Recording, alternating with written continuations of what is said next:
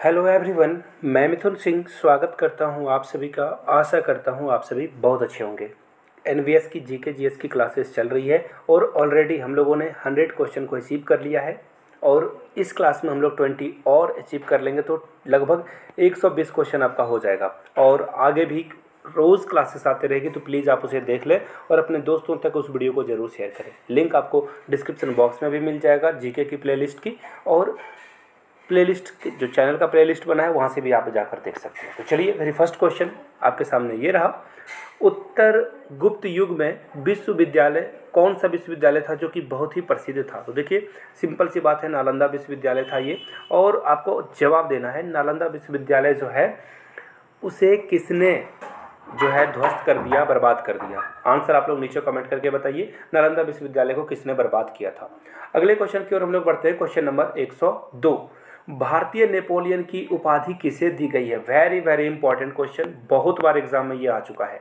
तो देखिए, भारतीय नेपोलियन की उपाधि जो है वो समुद्रगुप्त को दी गई थी। तो राइट आंसर आपका क्या होगा? Option B. अगले क्वेश्चन की ओर हम लोग बढ़ते हैं। क्वेश्चन नंबर 103, आयुर्वेदिक के वैद्य चिकित्सा का जो उसे किसे माना जाता है, भगवान किसे माना जाता है? वो जो उन्होंने जो आयुर्वेद के ऊपर जो है चीज़ें करी है वो उनसे बहुत सारे लोगों ने बेनिफिट लिया है। तो आपको बस ये बताना है कि किसे आयुर्वेद का जो है जनक माना जाता है। तो देखिए, ये जो राइट आंसर होगा वो होगा धन्वंतरी।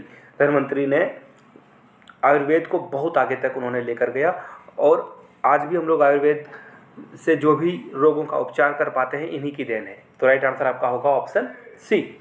अगले क्वेश्चन की ओर हम लोग बढ़ते हैं। अगला क्वेश्चन आपके सामने ये रहा, पहला ज्ञात गुप्त शासक कौन था? तो देखिए, पहला गुप्त, एक्चुअली आपसे पूछा जा रहा है गुप्त शासक की स्थापना किसने करी है? तो इसका जो राइट आंसर होगा, श्री गुप्त ने जो है गुप्त वंश की स्थापना करी थी। तो राइट आंसर आपका क्या हो जाएगा? ऑप्शन ए करेक्ट हो जाएगा।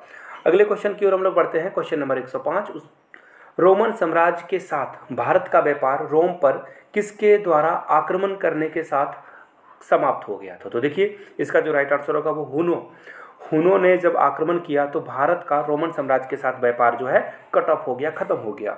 अगले क्वेश्चन की ओर हम लोग बढ़ते हैं। उससे पहले आपको बता दूं, अगर आप नवोदय विद्यालय की तैयारी कर रहे हो या केबीएस की तैयारी कर रहे हो या DSSB की या फिर AEES की तैयारी कर रहे हो तो यहाँ से मेरी ईमेल आईडी देख लो, yourmithunsingh@gmail.com पे मेल कर लीजिए। इंस्टा पे हो then do follow me @imithunsingh। अब आप बोलोगे फॉलो या मैसेज क्यों करें?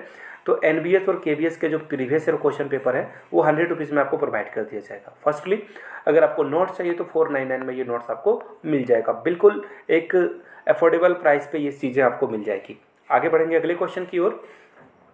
आर्यभट्ट और वराह मिहिर के सुविख्यात नाम किस युग के साथ संबंधित है? तो आपको बताना है एक्चुअली किस वंश के साथ ये एसोसिएटेड थे। तो इसका जो राइट आंसर होगा वो होगा गुप्त वंश के साथ इन लोग क्या थे? एसोसिएटेड थे। अगले क्वेश्चन की ओर बढ़ेंगे। इलाहाबाद के स्तंभ में किसकी उपलब्धियां उत्कीर्ण है? बिल्कुल आसान सा क्वेश्चन। तो ये है श्रीगुप्त। श्रीगुप्त के उपलब्धियां जो है इलाहाबाद के स्तंभ में दिख जाएगी आपको। अगले क्वेश्चन की ओर बढ़ते हैं। क्वेश्चन नंबर 108, चीनी यात्री फाहियान किस गुप्त शासक के शासनकाल के दौरान भारत आया था? Very very important question. तो देखिए, श्रीगुप्त जो है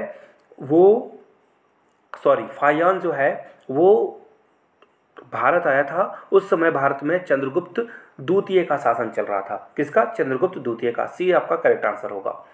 अगले क्वेश्चन की ओर बढ़ते हैं। गुप्त शासकों के बारे में निम्नलिखित में से कौन सा कथन सही नहीं है? तो देखिए, इसमें जो सही नहीं है वो आपको दिखेगा ऑप्शन नंबर ये इसका राइट आंसर हो जाएगा। अगले क्वेश्चन की ओर हम लोग बढ़ते हैं। क्वेश्चन नंबर 110, यहाँ पे पूछा गया है कवि कालिदास किसके राज कवि थे? यानी कि कालिदास जो है किसके राज कवि थे? तो इसका जो राइट आंसर होगा चंद्रगुप्त